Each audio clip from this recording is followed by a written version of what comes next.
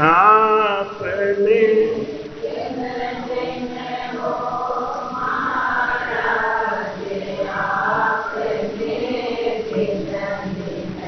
भटकत भटकत नीट मिली। नीट माने, नीट का क्या मतलब?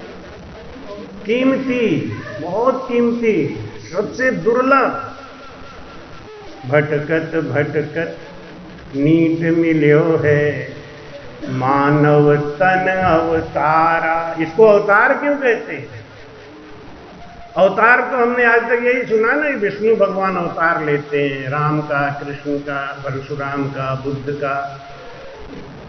अवतार तो वो है, फिर हमको अवतार क्यों कह रहे हैं? मानव तन अवतारा। वो लोग हैं ना, वो निमित्त अवतार है। उनको एक टारगेट दिया गया कि आप जाओ, राक्षसों से इस मानव की रक्षा करो, इस पृथ्वी को राक्षसों से मुक्त कराओ, राक्षस विहीन करो। उनको एक टारगेट दिया गया, एक निमित्त बना के भेजा गया। वो निमित्त अवतार हैं, और आप और हम नित्य अवतार।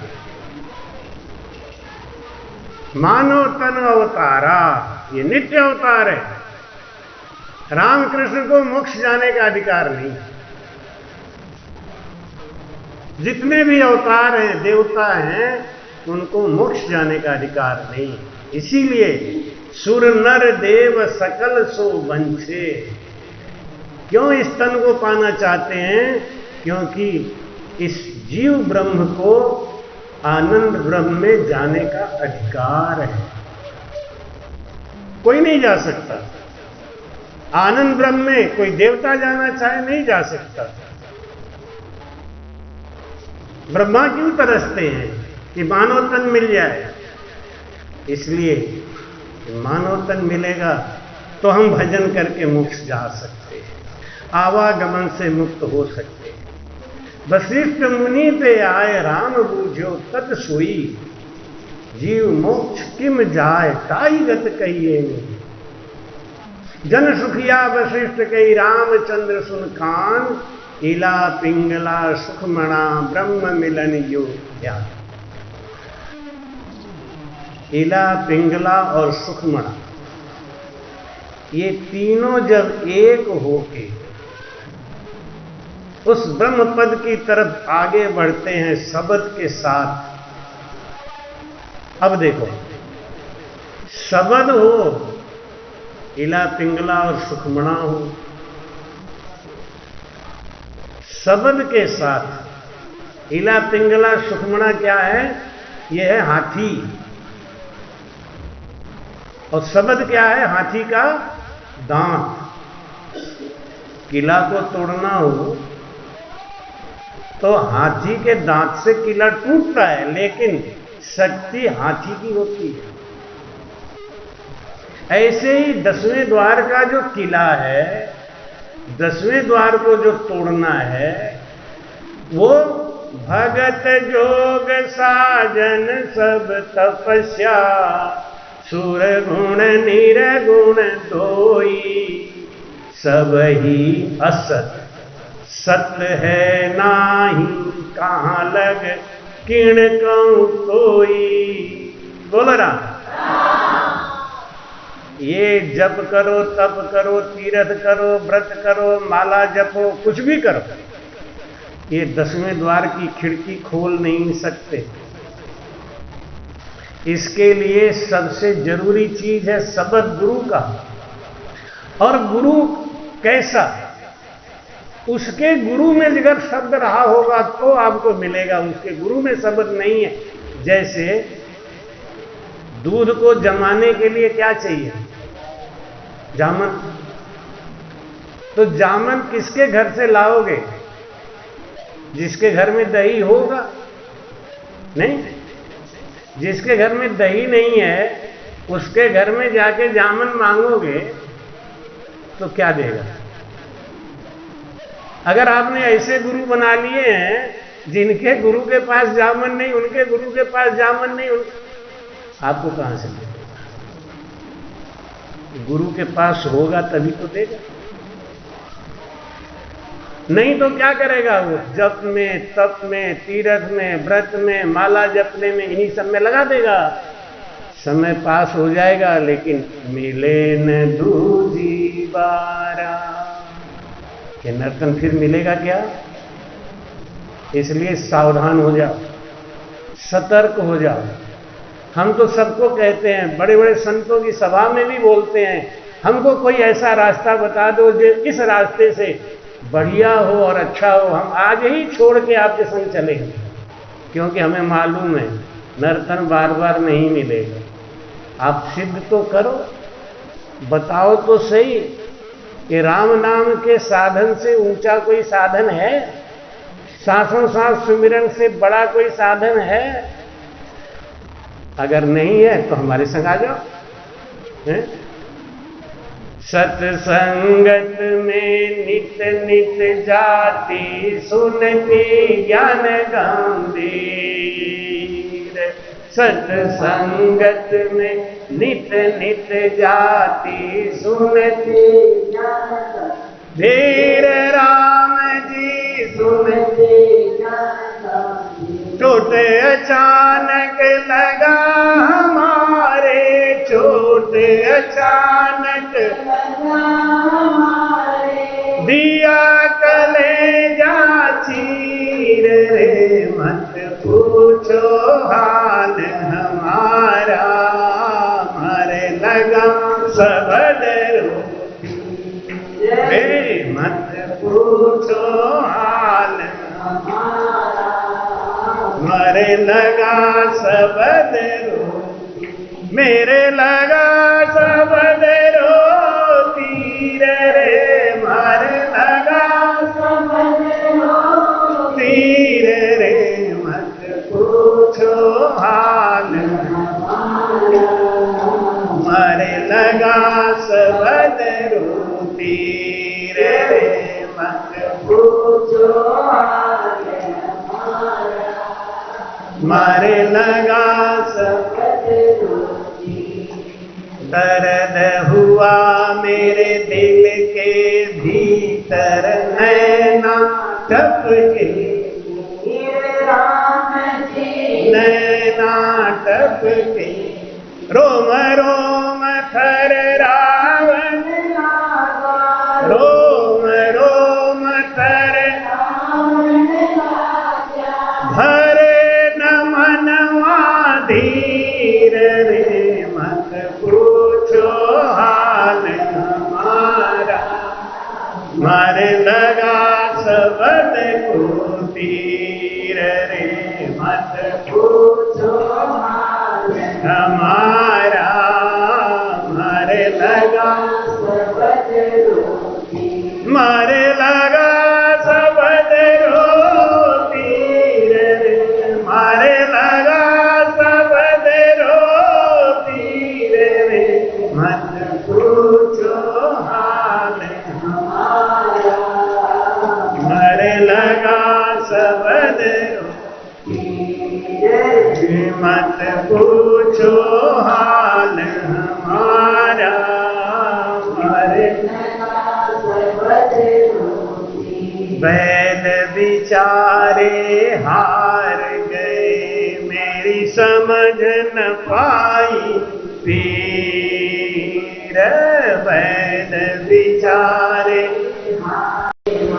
समझ न पाई पीर, राम जी समझ न पाई, दूजे को दर से नहीं रे, दूजे को दर से नहीं, मेरे उर बिच घाव गंभीर रे, मत पूछो हाल राम, मरे लगा सबद रोती, मेरे लगा सबद रोती, मरे लगा सबद रोती, मत पूछो हाल हमारा, मरे लगा सबद रोती, रे मत पूछो हाल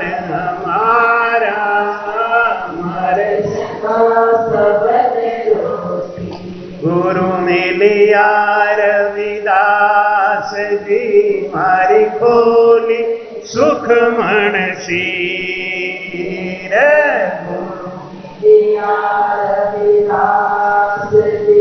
मारी खोली सुख मन सीर, राम जी खोली सुख मन सीर। भाई मीरा निज वस्तु पाई, भाई मीरा निज वस्तु पाई। मिल गई नीर में नीर रे, मत पूछो हाल हमारा, मारे लगा सबद रोती, मेरे लगा सबद रोती, मेरे लगा सबद रोती।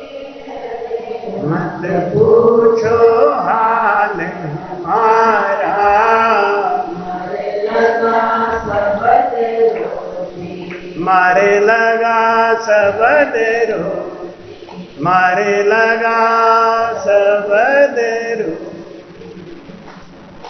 ये शब्द का बाण, शब्द गुरु बाण भर मारिया, कलेजा छेद कर डालिया। सुती एक विरहनी जागी, तलप पीऊ मिलन की। एक आदमी ने कहा कि महाराज शब्द का कोई जोर नहीं होता, शब्द का कोई असर नहीं होता, शब्द क्या होता है? हमने कहा तू गधा है। जैसे ही हमने कहा तू गधा है, वो गर्म हो गया। हमको हमने गधा कहा, हमने नहीं भाई एक शब्द बोला है, शब्द का कुछ असर होता ही नहीं है। तुम भी तो कह रहे हो, पर तेरे ऊपर इतना बड़ा असर हो गया। शब्द कुछ नहीं होता, तू ही तो चिल्ला रहा है शब्द कुछ नहीं होता, शब्द का कोई असर नहीं होता। हमने कह दिया गधा है, तू भड़क के भाग गया। हुआ ना असर? अभी आपकी माता जी ने बताया नहीं, जरा सा नमक ज्यादा हो जाए तो दाल का टेस्ट खराब हो जाता है, जरा सी मिर्ची ज्यादा हो जाए तो सब्जी का टेस्ट खराब हो जाता है। और लोग बड़ा बड़ा टेस्ट गड़बड़ करके बैठे हैं और कहते हैं कुछ होता ही नहीं, कोई फर्क नहीं पड़ता। पड़ता है, बहुत फर्क पड़ता है। सत्संगत में नित नित जाती, सुनती ज्ञान गंभीर। रोज बाण नहीं लगता, रोज शब्द का बाण नहीं लगता, कभी कभी लगता है। और जब कभी लगता है तो बस वो श्रुति एक विरहनी जागी। ये श्रुति जन्म जन्म की सोई हुई थी, उसको किसने जगाया? शब्द। अच्छा, आप किसी को जगाते हो तो कैसे जगाते हो? एक बार एक पति पत्नी में झगड़ा हो गया। अब झगड़ा ज्यादा बढ़ गया तो पत्नी उधर मुंह फुला के बैठ गई, पति उधर मुंह फुला के बैठ गया। यही तो होता है। आप लोगों को ज्यादा अनुभव होगा, हमारे में झगड़ा नहीं होता, इसलिए कहना। अगर होता है तो मुंह फुलाने वाला नहीं होता है, थोड़ी देर के लिए, 2-4 मिनट। तो मुंह फुला के बैठ गए। सुबह पति को ऑफिस जाना था तो उसने एक चिट्ठी लिखी अपने पत्नी को कि मुझे सुबह ऑफिस जाना है, सुबह 6 बजे जगा देना, और ले जाके किचन में रख दिया, यहां काम करेगी, चिट्ठी पढ़ लेगी। पत्नी ने देखा, पत्नी समझ गई कि सुबह 6 बजे इनको उठाना है। 10 बज गए, पति देव उठे ही नहीं। उठे तो गुस्सा हो गए, बोले हमारी छुट्टी का नुकसान करा दिया, आज एक छुट्टी करवा दी, हमारी ड्यूटी का नुकसान करा दिया। तुमको मैंने चिट्ठी लिख के दिया था कि तू मुझे जगा देना। पत्नी ने कहा मैंने भी चिट्ठी लिख के रख दिया था कि 6 बज गया, उठ जाओ।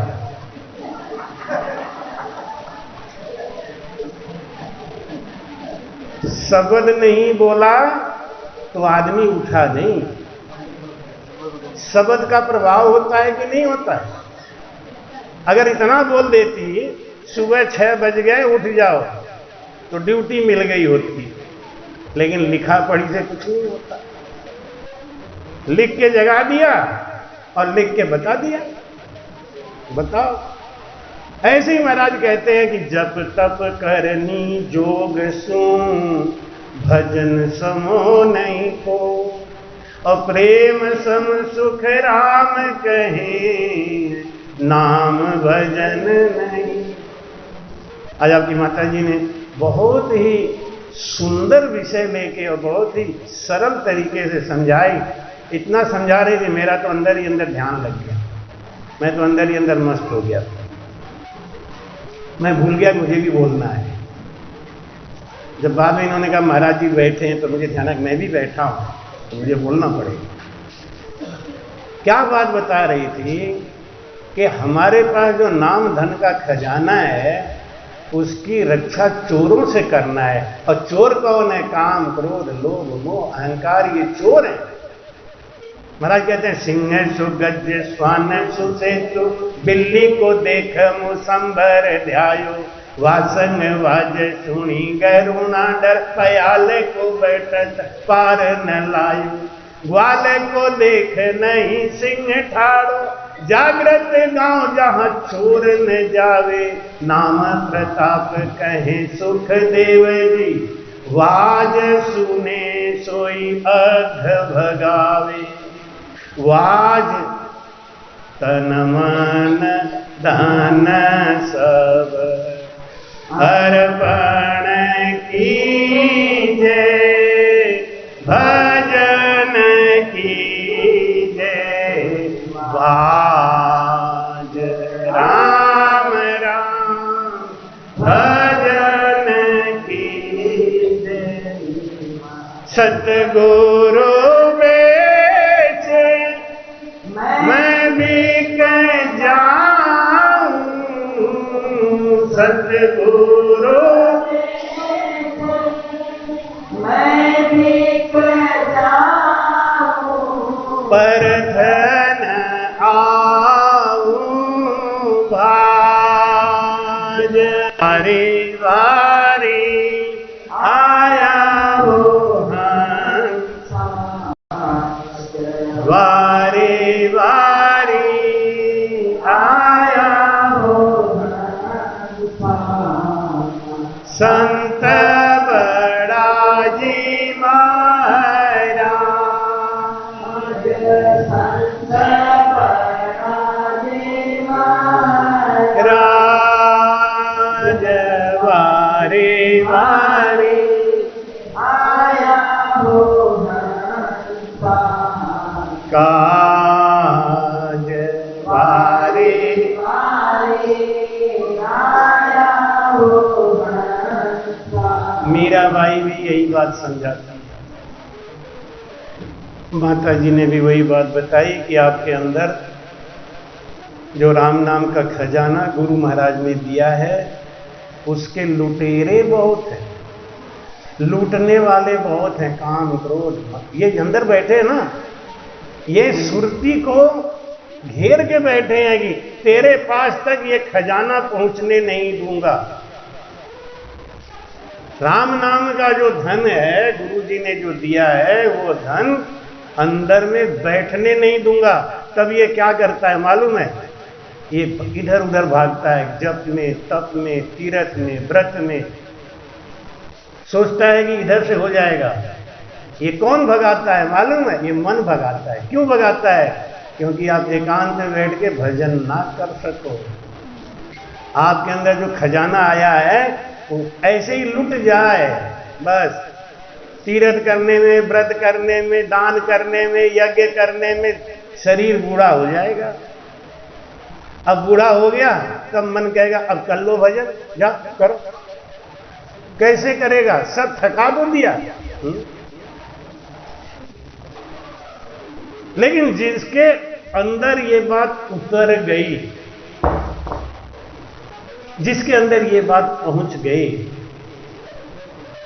भाई कहते हैं कि दर्द भया मेरे दिल के भीतर नैना टपके, उसको विरह आने लगता है, वो रोने लगता है, वो चीखने लगता है, चिल्लाने लगता है। क्यों चिल्लाता है? और जितना चिल्लाता है उतना ही उसको सुख मिलता है। जालंधरी बंद जब लगता है, उत्तानपाद बंद लगता है, तो आदमी चीख चीख के रोता है। जितना ज्यादा चीखता है, जैसे गर्भवती स्त्री को जब बच्चा पैदा होने लगता है तो जितना चीखती है, जितना ज्यादा तड़पती है, उतना ही जल्दी बच्चा पास होता है।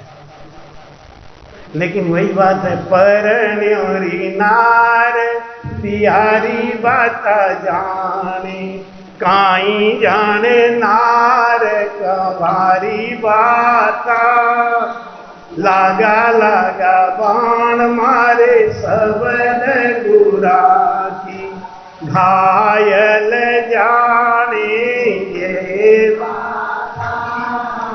परण्योरी नार तिहारी। बांझ नार को क्या पता है ये क्यों रो रही है? अरे भैया चिल्ला क्यों रही हो? बच्चा पैदा करना है तो कर दो, चिल्ला क्यों रही हो? एक बहू ने अपने सास से कहा, अम्मा अम्मा कि हाँ अम्मा मेरे पेट में बच्चा है ना कि हाँ, तो जब पैदा हो तो हमको जगा देना, कभी ऐसा नहीं हो कि रात में बच्चा पैदा हो जाए हमको पता ही नहीं चले। तो सास बोली, बेटा मैं तुम्हें क्या जगाऊंगी, तू पूरा मोहल्ला जगाएगी। ऐसे जिसके अंदर वो शब्द उतर गया है ना, चीखता है, रोता है, चिल्लाता है, तो दूसरी जो बांझ औरत है तो देख के कहती देख पागल है, अरे इसमें क्या बात है, बच्चा पैदा होना है ना, कर दो, हाँ ऐसे कर दो। तो महाराज कहते हैं परण्योरी नार, शादीशुदा स्त्री को जिसको भजन हुआ है ना, वो भजन करने वाला जानता है कि इसका क्या दर्द है। अब वो जब तब करनी जोग से नहीं निकलने वाला, ये मन हमारा मैला है और ये बाहरी क्रिया से कभी भी निर्मल नहीं होगा। घट में प्यास लगी है तो पानी क्या दूसरे को पिलाओगे?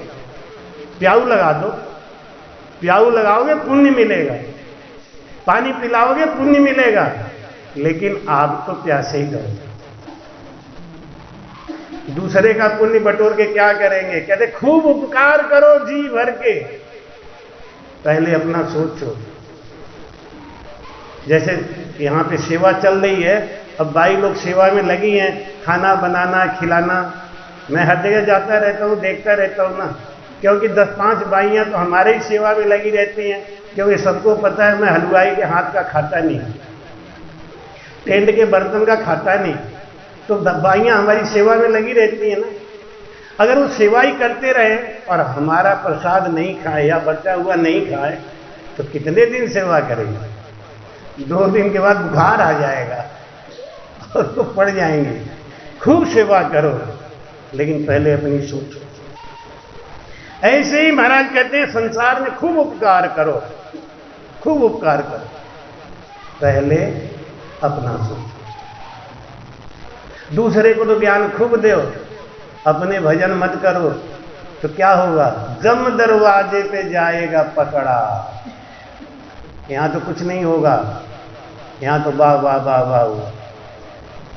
महाराज जी कहते हैं कि नवधा निर्फल नाम बिन, अष्टंग बड़ी उपाध, सांख्य योग साजो मति, विद्या माई बात। सब भक्ति में मान है, सम्मान है, रुपया है, पैसा है, इज्जत है, गाड़ी है, बंगला है, मोटरसाइकिल है, जहाज है, सब कुछ है, लेकिन आवागमन से मुक्त नहीं करा सकता। पुनरपि जननम पुनरपि मरणम में लगना ही पड़ेगा। तो सब ही असत सत्य है नाई। ये सब क्या है? असत है। जैसे आप खाना खाते हो, खाना असत है, असत है कि नहीं? पहले ये बताओ, खाना सत्य है कि असत है? हैं? क्यों है? हाँ, बहुत अच्छा जवाब दिया। अभी तक 1 ट्रक गेहूं खा गए होंगे। इतना छोटा सा पेट है ना, 1 ट्रक गेहूं खा गया। पेट आज तक नहीं भरा। तो ये सत्य कहां है? असत्य। नींद ले लेके थक गए, लेकिन नींद तैयार है। सब कुछ असत्य है, एक सत्य है तो भजन है। क्यों? क्योंकि भजन जितना कर लिया उससे कम नहीं होगा, वो आगे ही बढ़ेगा। जात जात ऊंचो नित जावे, नीड़िया सबई छेके, तन बैराट माय विधि सारी, भिन्न भिन्न कर सब देखे। बोलो राम। जात जात ऊंचा नित जावे। भजन एक ऐसा चीज है कि अगर आपने 1 घंटा आज भजन कर लिया, ये लेखे में चढ़ गया, अब ये अखूट हो गया, अब ये फूटने वाला नहीं। जैसे महाराज कहते हैं कि लाखा लेकर पुन करे, सो तो जासी फूट। किशन दास निज संत का एक ही ग्रास अखूट। अगर संत को आपने भोजन करा दिया और संत ने आपके घर का एक ग्रास भी ले लिया, थोड़ा सा और आगे सर गया तो पीछे जगह हो जाएगी। पीछे को आज थोड़ा थोड़ा सरक लो, लोगों को जगह हो जाए। एक किसी संत को, अब किसी संत को मतलब ये नहीं कि जो भी खड़िया पलटन मिले सबको मान लो। उसमें शर्त लगाया महाराज जी ने कि त्रिगुटी चढ़िया संत को, न्योत जिमावे को, वासरवर त्यों लोक में, जिम्या पुण्य न हो, जिम्या पुण्य न हो, बात को मानो भाई। पांडव के दरबार यज्ञ में कीमत आई, अनंत धर्म सुख राम कहें, या सरवर नहीं। त्रिगुटी चढ़िया संत को, न्योत जिमावे। अगर कोई त्रिगुटी पे भजन करने वाला संत, उसको आपने भोजन करा दिया, एक ही ग्रास अखूट, उसका पुण्य कभी नष्ट नहीं हो सकता। लेकिन एक बहुत बड़ी कैंची लगी है। क्या कैंची है? जन की जैसी भावना वैसा ही हरि। नफो वस्तु में नहीं है, नफो भाव में होए। और भाव विहूणा किशन दास, बैठा पूंजी को। नफो वस्तु में नहीं है। ये सोने का आप जंजीर पहने हो, सोने का कुंडल पहने हो, ये आज 50,000 60,000 रुपया तोला है, इसलिए आप बड़े शान से दिखाते हो।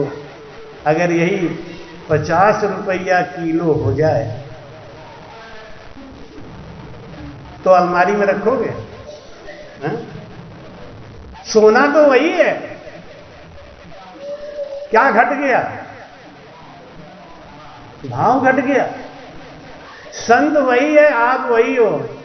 आपका भाव अच्छा नहीं है तो चाहे 70 दिन रखो, चाहे 70 साल संग में रखे रहो, कुछ फल मिलने वाला।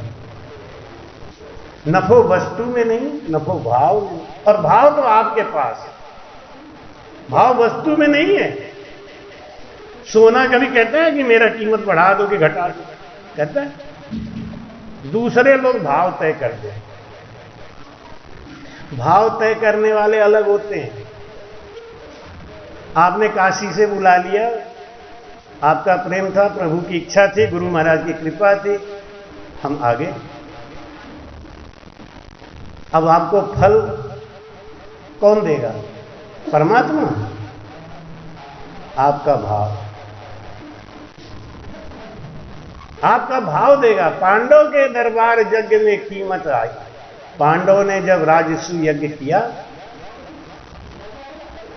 युधिष्ठिर ने कहा भगवान कृष्ण से कि प्रभु आप तो कहते थे कि आप क्षत्रिय हो, आप युद्ध करो, लोगों को मारो, आपको पाप नहीं लगेगा, इसलिए हमने युद्ध किया, राजपाट ले लिया। लेकिन अब मुझे चैन नहीं है, मैं रात को सो नहीं पाता, यही सोचता हूं कितना पाप किया हमने, कितने लोगों को मारा, ये सोना चांदी और ईंट पत्थर के लिए, मुझे चैन नहीं पड़ता। इससे ज्यादा सुखी तो मैं जंगल में रहता था, पत्ते का झोपड़ी बना के रहता था महाराज, लेकिन बड़ा आनंद। ऐसा राजपाट लेके क्या काम, चैन नहीं है अंदर। भगवान ने कहा पाप तो हो ही गया है, देखो पहले कह रहे थे पाप नहीं लगे, अब कह रहे पाप तो हो ही गया है, तो एक काम करो, अन्नदान करो, सबसे बड़ा दान दीजे तो अन्न दान कुरे, लीजे तो हरि नाम, दीजे तो अन्न दान कुरे, लीजे तो हरि नाम, तजिए तो परतात कुरे, तजिए तो परतात कुरे, करिए तो पर काज भजो तो राम भजी जो रे, हरि बिन आन तजी। दीजे तो अन्नदान को, दानों में सबसे बड़ा दान है जमीन का दान। पहले के राजा महाराजा बहुत पाप करते थे तो ब्राह्मणों को बुला के जमीन का दान कर देते थे, पाप कट जाता था। इसलिए पाप करना पड़ता था, क्यों, मजबूरी थी। 4 पाप आप रोज करते हो, 4 पाप आपसे रोज होता है। कौन कौन? चूल्हा, चक्की, झाड़ू और ओखली, ये 4 पाप है। अब इसके किए बगैर रह सकते हो क्या? चूल्हा, चक्की, झाड़ू और ओखली, ये 4 पाप आपसे रोज होता है। चूल्हा जलाए बगैर रह सकते हो? झाड़ू लगाए बगैर रह सकते हो? और बिना चकिया के आटा मिलेगा? एक आदमी बोला महाराज आजकल घर में कोई चकिया चलाता नहीं, ये पाप तो कम हो गया। हमने कहा नहीं, ये पाप और बढ़ गया। ये क्यों? वो गेहूं की बोरी जो डालते हो चक्की पे, उसके ऊपर नाम किसका लिखते हो? चक्की वाले का। गेहूं की बोरी किसकी है? आपने अपना नाम लिखा ना, तो उसमें जो जितने कीड़े मरेंगे वो चक्की वाले को होंगे क्या? आप जाते हो मेरी बोरी दो, मेरी बोरी दो, क्या लिखा है भाई? भोलानाथ। हाँ, ये वाली बोरी हमारी है ना, तो उसमें जितने मरे वो सब तुम्हारे हैं। 4 पाप रोज करते हैं, इसलिए 4 निवारण भी रोज करते हैं, करना चाहिए। 1 रोटी गाय को, पहली रोटी गाय को, आप लोग तो बहुत करते हैं। एक फेफा बाई हैं उधर जोधपुर में, हमको बहुत बुलाती हैं, बहुत प्रेम करती हैं और बहुत बार सत्संग करवाया। जोधपुर में हमारा बहुत सत्संग कराया फेफा बाई और सेवाराम जी ने। कीर्ति गुणी नहीं होना चाहिए, सत्य यही है कि मुझे जोधपुर में स्थापित करने वाले सेवाराम बार बार बुला के 50 व्यवस्था करके सत्संग करवाते थे। तो वो हमको सवेरे कहती, बाप जी उठो उठो उठो, क्या हुआ? ये रोटी ले और गुड़ ले, चलो गाय को खिला के आओ। हमारे हाथ से खिलवाती, तो मैं जाता, फिर गाय को खिला के आता। तो पहली रोटी गाय को, दूसरी आखिरी वाली रोटी कुत्ते को, और कभी कोई साधु संत भूला भटका आता है तो उनको झोली। हमारे सूरदास जी जब थे तो उनके हमने चातुर्मास किया, तो हमसे वो बोले कि महाराज हमको कोई संत दिखता नहीं है, क्योंकि जो भी आएंगे लाखों में बात करेंगे, हम चातुर्मास किसी का नहीं करा सकते। आपसे हमको उम्मीद है, आप मेरे यहाँ चातुर्मास कर दो। मैं कर देंगे। अब चिंता मत करो, माता जी रहेंगी, भोजन बनाएंगी, और रामीबाई जी हमारे बुआ जी हमारे साथ साथ रही पूरा 2 महीना। हमने कहा माता जी खाना बनाएंगी और हम लोग खाएंगे, तो वो बोले कि नहीं नहीं हम झोली ले आएंगे। झोली का खाना मुझे रामसुखदास जी महाराज जी ने सिखा दिया जब मैं महामंदिर में आता था। मैं महामंदिर में आता था, वहां भोजन बनता था रसोई में, लेकिन रामसुखदास जी महाराज का प्रेम हमारे ऊपर बहुत ज्यादा था, बहुत प्रेम करते थे। तो कहते बेटा तू तो मेरे संग झोली का ही खाएगा, और वो झोली का खिला खिला के हमको झोली वाला बना दिया। बहुत प्रेम करते थे। रामसुखदास जी महाराज जी को हम अपने गांव भी ले गए, घर भी ले गए। हमारे पिताजी के गुरु वही हैं, हमारे भाई के गुरु वही हैं, हमारे आधे खानदान के गुरु रामसुखदास जी महाराज जी। और उसी समय से रामरतन महाराज जी हमें मिल गए, ये तो हमको फ्री में मिल गए। और इन्होंने उस समय भी हमको इतना ही प्यार किया जितना आज प्यार करते, बहुत प्यार किया शुरू से। पता नहीं क्यों मैं इनके दिल में बस गया, और वो रिश्ता अभी तक चलता ही चला आ रहा है। तो झोली डालना और झोली खिलाना भी एक पाप काटने का तरीका है। आपके दरवाजे पे कोई संत जाके झोली मांगते हैं तो आपके ऊपर एहसान करते हैं, आपके ऊपर ऋण लाद देते हैं, आपका कष्ट काटने के लिए वो आपका झोली मांगते हैं। इसलिए झोली देते समय भाव को ऐसा रखो कि हे प्रभु आज तो कितना दयालु है, मुझको सेवा का मौका दिया, संत मेरे यहां आए, मेरे दरवाजे पे आए। झोली देते समय भी प्रेम और भाव से, श्रद्धा से झोली देना चाहिए, नहीं तो झोली का भाव आपने दे दिया, वो तो ले गए, वाणी जी को भोग लगाएंगे, खा लेंगे, लेकिन आपको पुण्य नहीं मिला। क्यों? आपका भाव नहीं। भगवान कृष्ण ने कहा कि राजसु यज्ञ करो, अन्नदान करो, अन्नदान करो। अन्न क्षेत्र चालू हो गया, अन्न क्षेत्र चलता रहा, काफी दिन बीत गए। भीम ने कहा एक दिन कि महाराज सब देवी देवता भोजन करके चले गए, 88,000 ऋषि भोजन करके चले गए, लेकिन ये यज्ञ पूरा कब होगा ये तो बताओ। भगवान कृष्ण बोले ये पंचायन शंख में रख देता हूं, जिस दिन बिना बजाए बज जाए उसी दिन पूरा मान लो। अब भीड़ चलती रही, शंख बज ही नहीं रहा है। भीम ने कहा कि प्रभु आपका शंख खराब, अब कौन रह गया? सभी तो भोजन कर गए। अच्छा एक बात बताओ प्रभु, सब भोजन करें चाहे नहीं करें, आप तो रोज खा रहे हो कि नहीं? जब आप ही भोग लगा रहे हो तो फिर दुनिया को खिलाने से क्या फायदा? भगवान कृष्ण बोले नहीं, अभी तुम्हारे भंडारे में कोई त्रिगुटी चढ़ा हुआ संत भोजन नहीं किया। भीम ने कहा ये कोई अलग से होते हैं क्या? हाँ, त्रिगुटी चढ़िया संत को न्योते जिमावे को। शंखनाल के रास्ते में भृगुटी आता है और बंकनाल के रास्ते में त्रिगुटी आता है। भृगुटी और त्रिगुटी में अंतर है।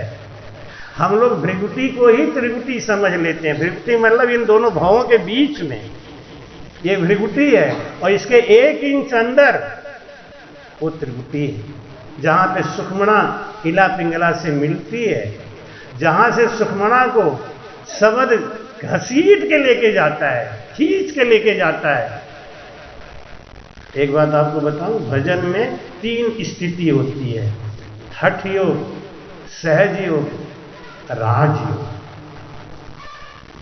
बिल्कुल दिमाग से क्लियर कर लो एकदम से। शंखनाल का भजन हठ योग से ही होता है। लोग कहते हैं इसमें हठ योग नहीं चलता, इसमें ये नहीं चलता। ये सब कच्चे लोग हैं जो सही बात पकड़ते नहीं। हठ योग करना पड़ेगा। राघवदास जी महाराज अपनी चुटिया बांध के भजन करते थे। राघवदास महाराज चुटिया बांध के भजन करते थे। ये चुटिया बांध के भजन करना हठ योग नहीं है तो क्या है? मेड़ता वाले सुखराम जी महाराज लोहे का पिंजरा बना के भजन करते थे। हठ योग नहीं है तो क्या है। लेकिन जब बंजनाल में भजन चढ़ता है तो सहज योग, ये गुरु की कृपा से चढ़ता है। जो 21 स्वर्ग है ये गुरु की कृपा से पार होता है। जो मेरुदंड है वो गुरु की कृपा से पार होता है। लेकिन त्रिकुटी के आगे सारी कृपा फेल, कुछ नहीं चलता। त्रिकुटी के आगे राजयोग है, राजयोग, और वो परमात्मा की मेहर से चलता है। उसके लिए विरह ही करना पड़ेगा, उसके लिए रोना ही पड़ेगा, उसके लिए तड़पना ही पड़ेगा, नहीं तो प्रभु की कृपा नहीं है। प्रभु की कृपा किस पे होगी? जो रोएगा, जो तड़पेगा।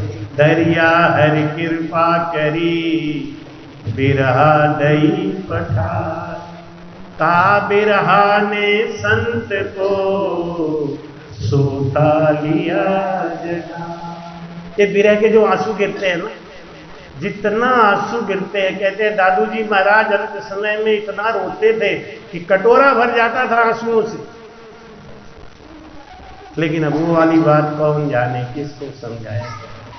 जिसको लगा है बाण, लागा बाण कराहे सोई, को गतियार को दर्द न होई।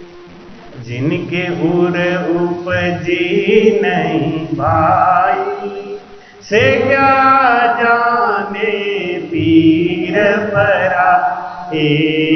जिनके उर उपजी नहीं भाई, से क्या जाने पीर पराई। नार पियारी बत जाने, पतिव्रता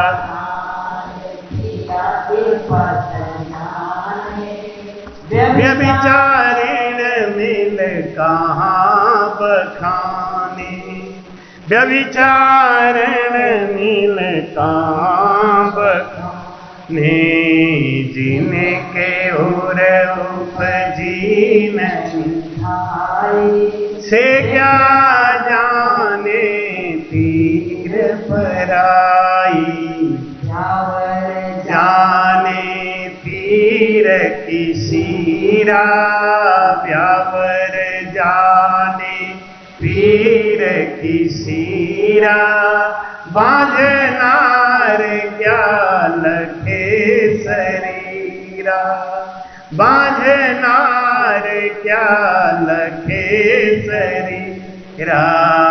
जिनके उर उपजी नहीं भाई, से क्या जाने पीर पराई। जाके उर उपजी नहीं भाई, से क्या जाने पीर पराई। लागा बाण कराहे सोई, लागा बाण कराहे सोई। को गतियार को दर्द न होई, को गतियार को दर्द न होई। जिनके उर उपजी नहीं भाई, से क्या जाने पीर पराई। जन दरिया जा हीरा की पारख जो हरि जाने। हीरा की पारख जो हरि जाने। मूर्ख नर मिल कहाँ बखाने। मूर्ख नर मिल कहाँ बखाने। उर नहीं भाई, से क्या जाने जिनके उर उपजी नहीं भाई, से क्या जाने। जन दरिया जानेगा सोई, जन दरिया जानेगा सोई। बिरह की भाल कलेजे पोई, बिरह की भाल कलेजे पोई। जिनके उर नहीं भाई से क्या जाने। मंसूर को कहता है बादशाह कि ये तू राम राम कहना बंद कर, काफिरों की भाषा कहना बंद कर। मंसूर कहता है मेरे बस में, मैं क्या, मैं भी जानता हूं कि मैं गलत कर रहा हूं, लेकिन मेरे बस में नहीं। जिनको बाण लग गया है ना, उनके रोकने से नहीं रुक सकता महाराज। जैसे कोई फांसी लगा के झूल जाए, अब उसको कहो तू फांसी खोल ले, फांसी लगाने वाला ही कहे अब नहीं मरूंगा, अब कैंसिल, क्या होगा? रस्सी की बिड़द है, रस्सी उसको मार के ही छोड़ेगी। राम नाम की बिड़द है, अगर हमने पकड़ लिया राम नाम को तो पार करके छोड़ेंगे, वो लेके जाएंगे। लेकिन जब झूलेंगे तब ना, रस्सी सही जगह लगेगी तब ना। कमर में रस्सी बांध के लटक जाएंगे तो जिंदगी भर लटके ही रहेंगे। नहीं, कहां पे लगाना है, कैसे लगाना है, ये भेद पता होना चाहिए। भगवान कृष्ण ने कहा कि अभी भाई यहां पे त्रिकुटी चढ़िया संत कोई नहीं आया, उनको लेके आओ। भीम ने कहा किसी का पता बताओ। ऐसे तो बहुत हैं, लेकिन दक्षिण दिशा में जंगल है, वहां पे वाल्मीकि, तो एक हुए वाल्मीकि सतयुग में पहले, ये द्वापर की कथा सुना रहा हूं। वाल्मीकि नहीं, वाल्मीकि सरगरा जाति में एक संत हुए, तो उन्होंने कहा कि वाल्मीकि ऋषि को ले आओ, वो भोजन कर लेंगे, संग बच जाएगा। भीम गए, उनका ऐसा कौन सा संत है जिसको हमारे फरमान की चिंता नहीं है। वहां गए, देखा तो एक बहुत मरियल से पतले दुबले। अब भजनानंदी का तो भूख भी खत्म हो जाता है ना। जो भजन करते हैं उनका प्यास भी कम हो जाता है। जो भजन करता है उसकी नींद भी कम हो जाती है।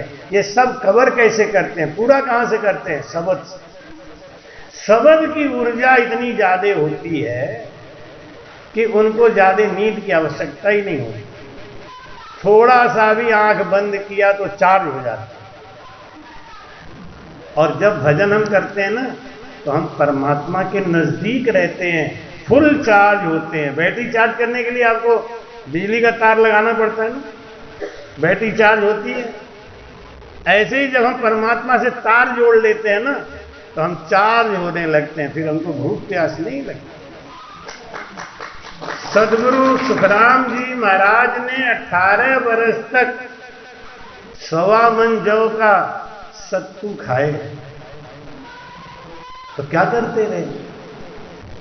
राना बाई 6 महीना तक वो गुफा के अंदर बैठ के वो दिव्य भोजन, दिव्य आहार करती रही, तो बाथरूम और लेटरिन के लिए उन्हें बाहर नहीं जाना पड़ा। ये शब्द का जोर होता है। तो जब शब्द का जोर रहेगा तो देखने में शरीर तो दुबला पतला दिखेगा, लेकिन अंदर ताकत, बाहर से कुछ दिखत नहीं, अंदर बरसे है नूर। अंदर में उनकी ताकत बहुत होती है। किस बात की ताकत होती है? परमात्मा का बल। आत्मा का बल बढ़ता है भजन से, आत्मा का बल बढ़ता है भजन से, और शरीर का बल बढ़ता है भोजन से। मोटा मोटा सोगरा बना के, दही में गुड़ डाल के लपेटा खाओ तो देखो लाल लाल नहीं। ये तो भोजन करोगे तो वजन तो बढ़ेगा। भोजन में वजन है। भोजन करने से शरीर बलवान होता है और भजन करने से आत्मा बलवान होती है। आत्मा को बलवान करना है तो भजन करो, शरीर को बलवान करना है तो लगे रहो। हैं? तू हाल मैं आऊं, तू हाल मैं आऊं, तू हाल मैं आऊं। 1 घंटा बीता कि फिर आने दो, फिर आने दो। नहीं, एक पंडित जी भोजन करते थे तो उनका भोजन करने का तरीका बड़ा अच्छा था। वो भोजन करते तो बाएं हाथ को ऐसे कर ले और दाहिने हाथ से खाते। तो ऐसे करने का मतलब क्या है कि सिग्नल डाउन है, पूड़ी आने दो, सब्जी आने दो। जब उनका पेट भर जाता तो ऐसे करें, सिग्नल डाउन है कि आने दो, पूछो मत। पंडित लोग होते हैं ना, खाना खाते समय बोलते नहीं, तो उससे पूछो वे पूरी लोगे तो बोलना पड़ेगा ना, इसलिए वो इशारा में अपना सिग्नल डाउन है। कहते भैया सिग्नल दे दो, जब पेट भर जाएगा तो उठा देगा। भीम गए जाके देखे वाल्मीकि ऋषि को, वाल्मीकि ऋषि को देखे, उनका शरीर देख के उन्हें बड़ा गुस्सा आया। ये भी कोई साधु है? ये कौन सा संत है? अरे संत एकदम लाल बुम है, मोटा ताजा पेट यहां तक निकला हुआ, खींचे तो खींचे ही नहीं, 2 आदमी पकड़ के भले ही दबाए। अब भजन करने में तो पेट अंदर जाना चाहिए कि नहीं? अब वो जब पेट इतना निकला हुआ है तो जाएगा अंदर कैसे? नहीं, अब उन्हें खींचते रहो तुम, रस्सी बांध के भले खींच। भीम ने जाके कहा, हे महाराज, हमने राजस्व यज्ञ किया है, इतना बड़ा यज्ञ चल रहा है, आपको खबर नहीं है? आपको मेरा डर भी नहीं लगा? मैं राजा हूं, जल्दी चलो खा लो। चल रहे हो तो उठा के ले चल। भीम ने सोचा 10,000 हाथियों का बल है, मरीला सा आदमी, चल रहे हो तो उठा के ले चलूं। वाल्मीकि ऋषि बोले कमंडल उठा लो, चलता हूं। कमंडल रख के भीम महाराज बोले भारी हो जाना महाराज। संतों की वाणी में दम होता है, भारी हो जाना महाराज। 10,000 हाथियों का बल रखने वाला भीम कमंडल हिला नहीं पाया। भीम ने सोचा जब इनका कमंडल नहीं उठा पा रहा हूं तो इन्हें क्या उठाऊंगा? अभी मैंने कितनी बड़ी बात बोल दी कि चल रहे को उठा के ले चलूं। महाराज तो जानते थे कि इससे उठने वाला तो है नहीं, वो भजन करने लगे। भीम देखे कि आंख बंद है तो भाग लो। कभी कभी लोग सत्संग सुनते सुनते ज्यादा बोर हो जाते हैं तो वो तलाश करते हैं कि महाराज कब आंख बंद करें और मैं भागूं। तो वो उस समय का इंतजार करते हैं कि महाराज आंख बंद करें भागूं, क्योंकि उठ के जाऊं बीच में तो महाराज टोक देंगे तो दिक्कत होगी। ऐसे ही भीम ने भी देखा कि महाराज आंख बंद किए नहीं, वे भागे। जाके कृष्ण भगवान से बोले, हे महाराज एक बात बताओ, कहां भेज दिया आपने? वो कोई संत है? हमें लगता है 10 साल से तो नहाए नहीं होंगे, स्नान नहीं किए होंगे। साधु संत को 4 तरीके का स्नान होता है, पूरे मानव जाति का 4 तरीके का स्नान होता है। अब बात आ गई है तो ये भी सुनते ही चलो, समय तो हो ही जा रहा है। 4 प्रकार का स्नान होता है। एक होता है संत स्नान, एक होता है ऋषि स्नान, एक होता है मानव स्नान और एक होता है दानव स्नान। अब आप कौन सा करते हो हम नहीं पूछेंगे, हम बता देते हैं। संत स्नान वो ब्रह्म अग्नि में स्नान करते हैं, वो कभी पानी से नहीं नहाते, ब्रह्म अग्नि में स्नान करते हैं। ध्यान लगेवड़ी है, अंदर मस्त हैं एकदम। तो ब्रह्म अग्नि से उनकी जितनी भी गंदगी है सब भस्म होती जा रही है। उनके शरीर से खुशबू निकलता है, पसीना की बदबू नहीं निकलती। उन्हें ना साबुन की जरूरत है, ना तेल की, ना पानी। ये संत स्नान। उसके बाद आता है ऋषि स्नान। ऋषि स्नान कौन है? जब आकाश में तारे चमक रहे, अंधेरा है, तब तक स्नान कर ले तो ये ऋषि स्नान। मानव स्नान कौन है? सूरज निकलने से पहले स्नान करे, ये मानव स्नान। उसके बाद का समझाने की जरूरत है? समझ गए? अब आगे बढ़ो। जरूरत है? उमा भाई कह रही जरूरत है, दानों बता के ही छोड़ो। सूरज निकल जाने के बाद स्नान की जरूरत भी नहीं। क्यों नहीं जरूरत है? पानी ढोलो बिना बात के, और आपके राजस्थान में तो पानी बहुत कीमती चीज है, तो पानी काहे को फालतू में ढोलो, रहने दो, मुंह हाथ धो लो, बस हो गया।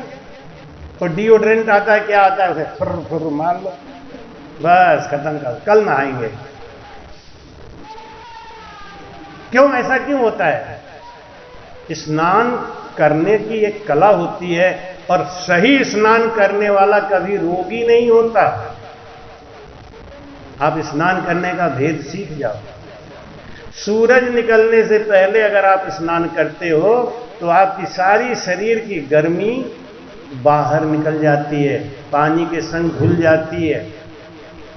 हम रात को जब सोते हैं ना, तो हमारी जीवनी शक्ति जो खाना पचाती है, खाना पचाने में ऊर्जा निकलता है ना, गैस बनता है, ये जीवनी शक्ति हमारे पूरे शरीर की सफाई करती है। आपके नाक में गंदगी आ जाती है, आंख में गंदगी आ जाती है, कान में गंदगी आ जाती है, मुंह में गंदगी आ जाती है। ये सब कहां से आती है? कि हमारी जीवनी शक्ति सफाई कर करके 9 दरवाजे हैं ना, उन दरवाजों पे ले जाके गंदगी इकट्ठा कर देती है। समझ में आ रही ना बात? सत्संग वत्संग तो सुनते ही रहते हो, थोड़ा ये भी सुन लो। अपने शरीर, अपने घर का जितना भी कचरा है वो आप इकट्ठा करके पॉलीथीन में बाहर रख देते हो, नगर पालिका की गाड़ी आती है, उठा ले जाती है। ये पानी क्या है ना, ये नगर पालिका की गाड़ी है, लेकिन इसके भी आने का एक टाइम होता है ना। नगर पालिका की गाड़ी निकल गई, अब आप कचरा ले आके रखे तो गाड़ी तो ले नहीं जाएगी, फिर कचरा आपको घर में लाना पड़ेगा वापस। यही हमारे रोम रोम में 3.5 करोड़ रोमावलियों में हमारी गंदगी आके इकट्ठा हो जाती है, गर्मी आके इकट्ठा हो जाती है निकलने के लिए। और नहीं विश्वास हो तो आप कल सुबह 5 बजे नहाना, एक चद्दर लपेट के, हाथ कंगन को आरसी क्या, पढ़े लिखे को फारसी क्या।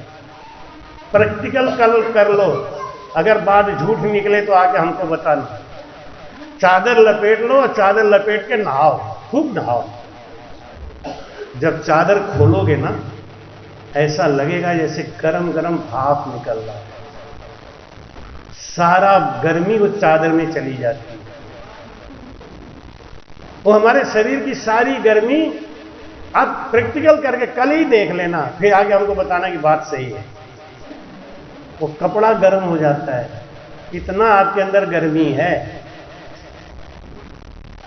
और वो गर्मी अगर आप नहाते रहेंगे सूरज निकलने से पहले, नगर पालिका की गाड़ी आने से पहले, तो कचरा निकलता रहेगा।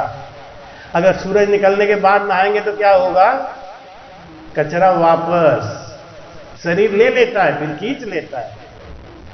अब रोज आपके शरीर में गंदगी इकट्ठा हो रही है, रोज इकट्ठा हो रही है, रोज इकट्ठा हो रही है, तो बीमार तो हो ही जाओ।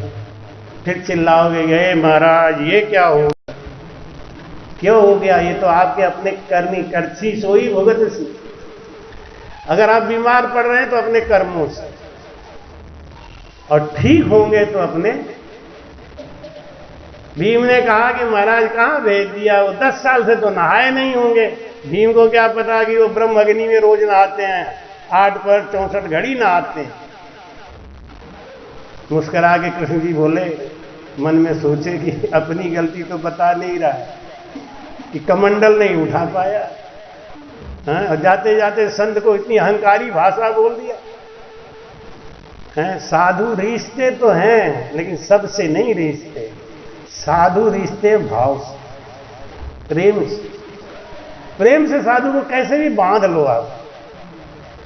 मैं भी यहां आया हूं ना, तो केवल और केवल अपने रामी बुआ के प्रेम से आया हूं, नहीं तो मैं नहीं आता। केवल मैं ईमानदारी से कह रहा हूं, मैं कोई ऐसा नहीं इनके मुंह पे नहीं कह रहा हूं। केवल इनका वो प्रेम जो हमें मंडोर में माता जी ने, बुआ जी ने हमको दिया, उस प्रेम की हमको याद आ रही थी। तो हमको जब उमाबाई ने कहा कि हमारी माता जी आपको बहुत याद करती हैं, एक बार उनका मन है आप उन्हें 7 दिन की संगत सुनाओ। हमने कहा 3 दिन का समय है, आप कहो तो मैं सुना दूं। तो बोली 3 दिन नहीं चलेगा, 7 दिन ही चाहिए।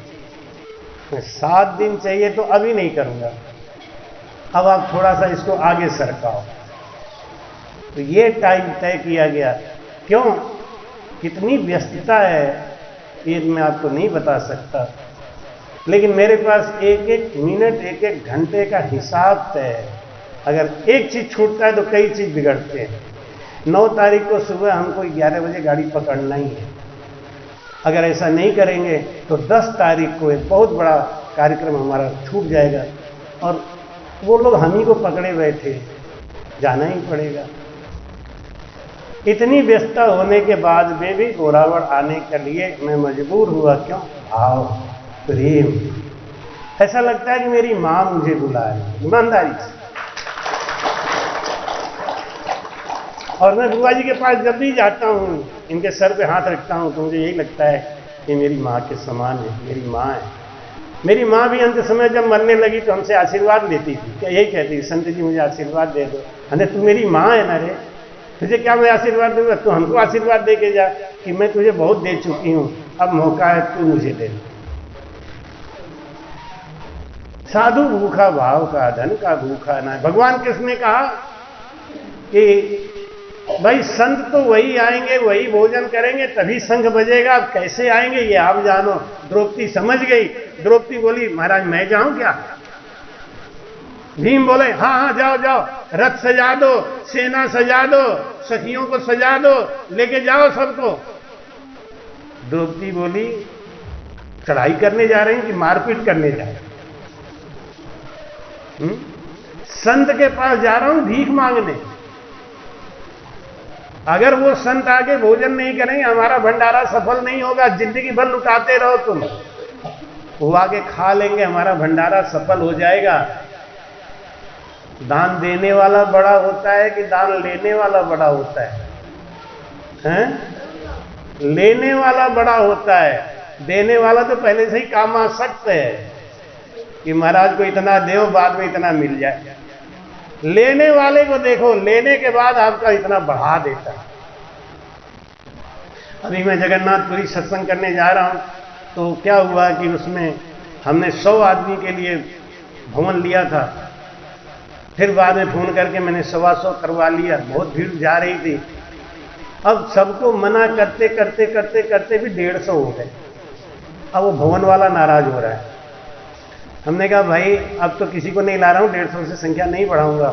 तो कितने ऐसे लोग हैं जिन्होंने हमको ऐसे पैसा दिया है कि महाराज मुझे तो आप नहीं ले जा रहे हो। हमने कहा मजबूरी है, फिर कभी ले चलूंगा, मेरा कोटा फुल हो चुका है। फुल नहीं, ओवर हो गया है। तो उन्हें मेरा ये पैसा लगा दे। देखो किस लिए दे रहे हैं? जगन्नाथपुरी में खर्चा होगा तो उनका बढ़ेगा ना। अगर हम नहीं होते, हम नहीं मांगते, हमको नहीं देते तो कैसे बढ़ता? मर जाऊं मांगू नहीं अपने तन के काज, परमारथ के कारणे मांगने आवे लाज। मर जाऊं मांगू नहीं। आपको मालूम है मैं इंजीनियर था, 15 साल पहले नौकरी छोड़ी। पेंशन आता है हमारा और हम मियाँ बीवी को खाने के लिए कोई कमी नहीं। क्यों भागता फिरता हूं यहां से वहां, बोरावड़ जोधपुर इधर उधर क्यों भागता फिरता हूं? सूरज को क्या चाह है दौड़ा फिरे हमेश, यूं पूरा संत सुखराम कहे मांड चेतावे देश। साधु की इच्छा होती है जीव चेत जाए, ये भटका हुआ जीव रास्ते पे लग जाए, भजन से लग जाए, यही एक इच्छा है। द्रौपदी ने कहा कि मैं भीख मांगने जा रही हूं संत के पास। भिखारी की तरह भेष बना के जाना चाहिए। और भीख कोई अम्बेडकर कार में बैठ के जाएगा तो उसको भीख मिलेगा क्या? हाथी में बैठ के कहेगा भीख दे, कोई नहीं देगा। द्रौपदी बिना चप्पल के, बिना जूता के और राजसी श्रृंगार सब उतार के, एक सादी धोती पहन के। देखो सत्संग में जाने का ऐसा ही नियम है। सत्संग में जाओ ना तो कीमती चप्पल मत पहन के जाया करो, गड़बड़ हो जाता है। और कीमती चप्पल पहन के गए तो दिमाग आधा चप्पल में ही लगा रहे, रखा है कि नहीं भैया, गायब तो नहीं हो गया। और महाराज क्या बोल रहे हैं पता ही नहीं, आधा दिमाग चप्पल में है ना। है नंगे पैर जाओ, है ही नहीं चप्पल, क्या ले जाएगा। नहीं, द्रौपदी नंगे पैर गई, जाके दंडवत किया। देखो ये है संत के पास जाने का तरीका। दंडवत किया, प्रणाम किया। महाराज ने आंख खोल के देखा, समझ गए भाव वाली भक्त है। दंडवत करने से, प्रणाम करने से ही पता चल जाता है। फूलीबाई ने अपने वचन में 32 दोष बताए हैं। कभी मौका मिला तो आपको वो दोष में गिना दूंगा। एक तो संत को कभी एक हाथ से प्रणाम नहीं करना चाहिए, कभी भी एक हाथ से प्रणाम नहीं करना चाहिए। संत को और शास्त्र को छू के प्रणाम नहीं करना चाहिए। ये तो यहां पे मैं देखता हूं सब लोग अच्छा करते हैं। एक हाथ से प्रणाम नहीं करना चाहिए, एक हाथ से प्रणाम करना दोष है। जैसे आरती को बाएं तरफ से नहीं लेना चाहिए, दाहिने तरफ से ही लेना चाहिए। ये सब चीजें जरूरी होती हैं सिखाना, जिससे लगेगा कि हां आप संतों से मिले हुए हो। द्रौपदी दुर्वासा ऋषि की शिष्या थी, वो जानती थी संतों से कैसे बोला जाता है, संतों से कैसे बात की जाती है, संतों के सामने कैसे रहा जाता है और संत को कैसे प्रसन्न किया जाता है। संत प्रसन्न हो गए, सब प्रसन्न हो गए, भगवान प्रसन्न हो गए। संत का दिल दुख गया तो भगवान का दिल दुख गया। इसीलिए कहते हैं राजा योगी अग्नि जल इनकी उल्टी रीत, डरता रहिए परशुराम ओछी पाले प्रीत। इन चार से डरने में ही भलाई है, दूरी रखो, इनमें घुसो मत। नहीं घुसना चाहिए, दूर से पढ़ना। अगर घुसे नहीं होते तो उन लोगों का ये हाल नहीं होता जो लोग अंदर है, कि घुस घुस के ही गड़बड़ हो गया। दूरी बना के रखना चाहिए ना। राजा योगी अग्नि जल, पानी से भी दूरी बना के रखो। अभी हमारे काशी में लोग आए थे तो हमने कहा भैया तैरना नहीं जानते तो लोटा और मग्गा लेके जाओ और किनारे पे बैठ के नहाना, घुसना नहीं। कहीं दलदल में फंस गए, कहीं पानी में बह गए तो उल्टा कलंक आ जाएगा। द्रौपदी ने जाके प्रणाम किया, भगवान समझ गए ये भाव वाली भक्त है। बोल बेटा क्या चाहिए? उन्होंने कहा बाबा मेरे पति ने राजसूय यज्ञ किया है, आप चल के भोजन कर लो, हमारा यज्ञ सफल कर दो बाबा। वाल्मीकि जी बोले दक्षिणा पहले रखो। भोजन कराते हो आप ना, तो बाबा लोगों को प्रसन्न करने के लिए दक्षिणा पहले रख दो। दांत घिसाई तो दक्षिणा अच्छा देखते हैं ना, तो भूख ज्यादा बढ़ जाती है। और दक्षिणा नहीं रखो तो लगता है पता नहीं बाद में देगी कि नहीं देगी, तो भूख गड़बड़ हो जाता है, पेट में कब्जी हो जाती है। पहले ही दिखा दो, हाँ अब ठीक है, अब आराम से खाएंगे। बाबा लोग भी बहुत चतुर होते। अमित ऋषि ने कहा चलूंगा जरूर, लेकिन 101 अश्वमेध यज्ञ के बराबर दक्षिणा धर तब चलूंगा, नहीं तो नहीं जाऊंगा। हे महाराज क्या बात कर रहे हो, पहला ही यज्ञ हो रहा है, वो भी अभी तक पूरा नहीं हुआ, 101 का कहां से लाऊं? वाल्मीकि ऋषि बोले तो नहीं जाऊंगा, पहले दक्षिणा दे, बिना दक्षिणा के नहीं जाऊंगा। लेकिन वो भी गुरु दुर्वासा की शिष्या थी, गुरुमुखी तेज होते हैं ना।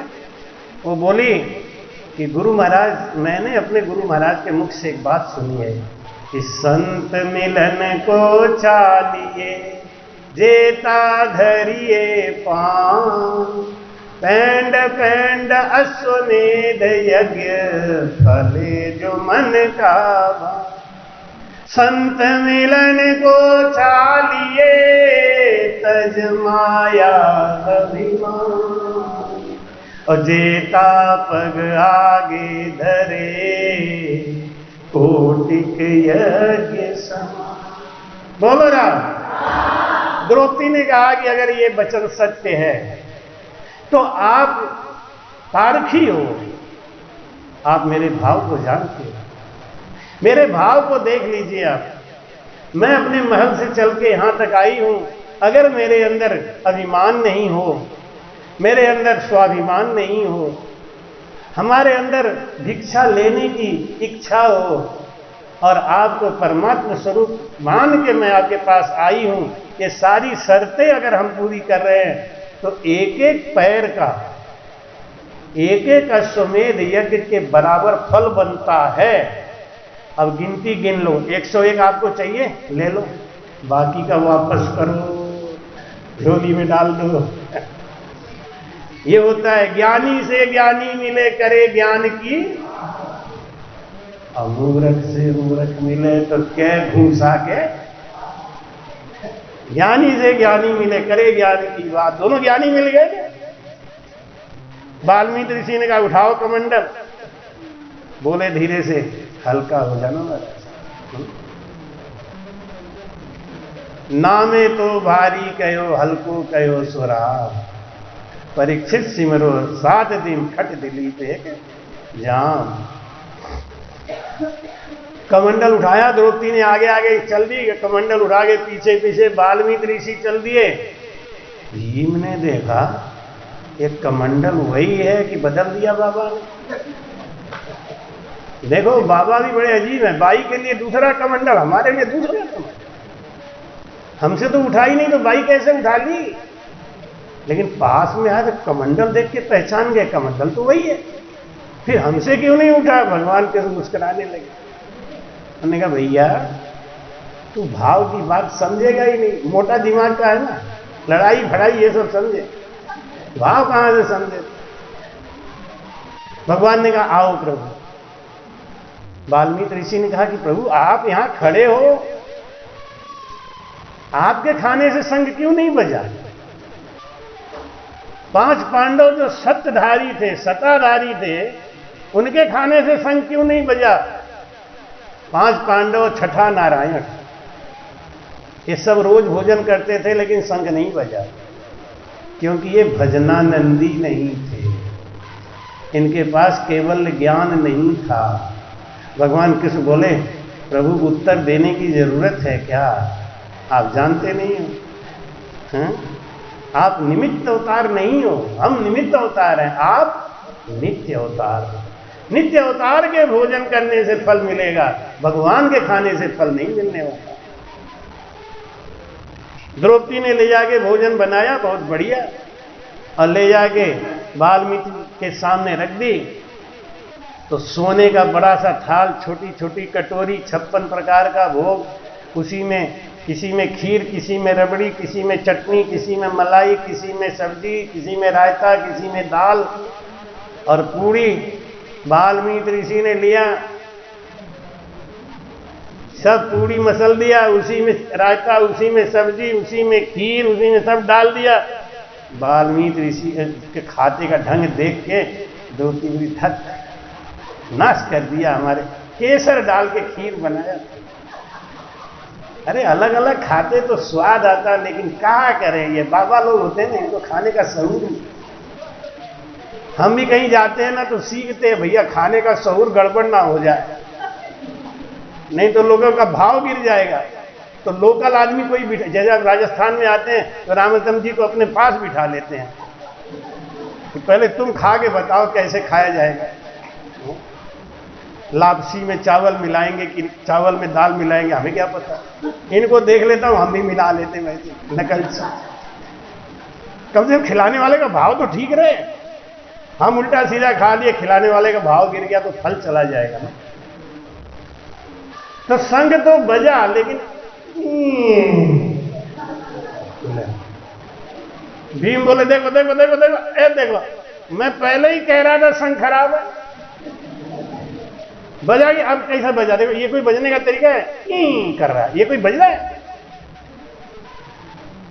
संग में खराबी है। भगवान बोले संग में खराबी नहीं, खराबी कहीं और है। द्रौपदी बोली महाराज मेरे भाव में, मेरे भाव में खराब, मेरा भाव गिर गया। नफो वस्तु में नहीं है, नफो भाव में है। भाव विहूणा किशनदास बैठा पूजी कोई। भगवान ने कहा इनको कल रोको फिर से महाराज को पटाके, और कल इनको भाव से प्रेम से खिलाओ जिससे फल पूरा ले लो।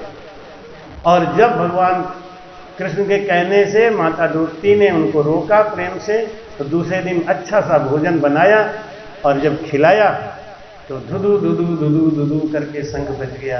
बोलो सतगुरुदेव जी महाराज। 5 बजने वाला है।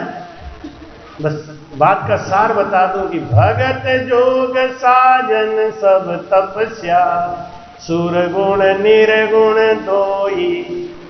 कोई सांसों में भजन करता है, कोई शरीर से तप करता है, कोई जप करता है। शरीर से किया हुआ काम सुरगुण सेवा और श्वासों से किया गया काम निर्गुण सेवा। लेकिन इन दोनों से ही परमात्मा पद की प्राप्ति नहीं होगी निज नाम जागने से, सांसों सांस में रगड़ करने से। भाई कहते हैं सब ही असत सत्य है नाई, कहाँ लगे किण कौन कोई। ये संसार की जितनी वस्तु है ये सब सुख देके नष्ट हो जाएगी। करोड़ों रुपया आपके बैंक में जमा हुआ है, लेकिन अगर आपने कभी सत्संग नहीं कराया, कभी संत को दक्षिणा नहीं दी, वो करोड़ों रुपए आपका पत्थर के समान है, उससे कोई फायदा नहीं कमा पाए आप। धन तो दिया परमात्मा ने, लेकिन आपने क्या किया? तन तो दिया परमात्मा ने, लेकिन आपने क्या किया? खाई और चारपाई। कभी कब तूने हाड़ और मांस सुखाया, कब तेरे नैना में आंसू आया। कहे कबीर दिन यूं ही खोया, और पांव पसार पेट भर सोया। पेट भर के नीर निकाल ली। कहते हैं हमारे से बड़ा कोई खुशहाल नहीं जिंदगी में, कोई सुखी नहीं जिंदगी में। सत्य तो यह है कि आपने परमात्मा की दी हुई चीज को दुरुपयोग कर दिया। भाई कहते हैं कि अवसर भी तो जात है रे, अवसर भी तो जात है रे, ज्यों अंजलि को नीर राम जी ज्यों फिर न हंसा आवसी रे, फिर न हंसा इन सरवर के तीर राम गुण गाइले, जब तक सुखी शरीर राम गुण गाइले, जब तक पीछे याद न आवसी रे, आव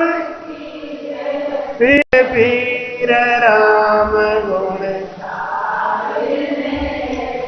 जब तक सुखी शरीर राम गुण गाए।